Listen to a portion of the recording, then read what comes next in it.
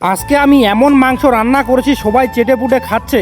আর কর্ণাটকের লোকগুলা বলছে খুবই ভালো হয়েছে, আরও মাংস লাগা। এখন সময় হচ্ছে বিকাল 5টা, এখনই ঘুম থেকে উঠলাম।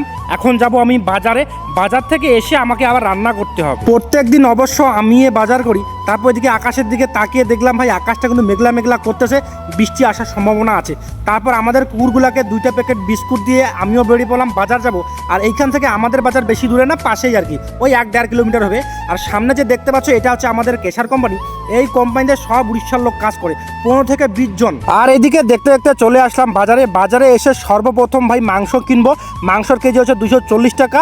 আর ওই যে সামনে যে দেখতে পাচ্ছ দোকানটা, চায়ের দোকান, এই দোকানে আমরা প্রত্যেক দিন চা খাই, কারণ এই দোকানে খুব সুন্দর চা বানায়। মাংস নেওয়া হয়ে গেল, এদিকে চলে আসলাম গালামালের দোকানে। গালামালের দোকান থেকে চাল, ডাল, তেল, মশলা, ডিমা যা কিছু আছে সব কিছু নিয়ে চলে আসলাম কোম্পানিতে হেঁটে হেঁটে। আর আসার সময় 20 টাকার চা পার্সেল নিয়ে এসেছি। এখন কাকা আর আমি চা খাচ্ছি। আর এইদিকে যেহেতু কর্ণাটকের লোকগুলো রান্নাবান্না করতে জানে না, এই জন্য ওরা প্রত্যেক দিন আর কি ডেকচি কড়াই মাঝামাঝি করবে, ভাত রান্না করবে, পেঁয়াজ আদা রসুন যা আছে সব কাটাকাটি করে দিবি। আমরা শুধু যাব, মাংস রান্না করবো, ভাত বাড়বো, ভাত খাবো, এতটুকুই। সব কিছু আমি রেডি পাচ্ছি। মাংস রান্না করতে সময় লাগে।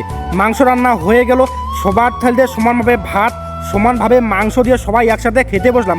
আর আজকে আমি যেহেতু মাংস রান্না করছি, আজকে মাংসটা সুপার রান্না করেছি আমি। এই জন্য তো ভাই আমার নেঙ্গুলগুলো আমি চেটে পুটে খাচ্ছি। আমার খাওয়া দাওয়া কমপ্লিট, শরীর হয়ে গেছে ক্লান্ত। এখন ভাই ঘুমানোর পালা। কালকে আবার ভোর 5টায় উঠে আবার কাজে যেতে হবে।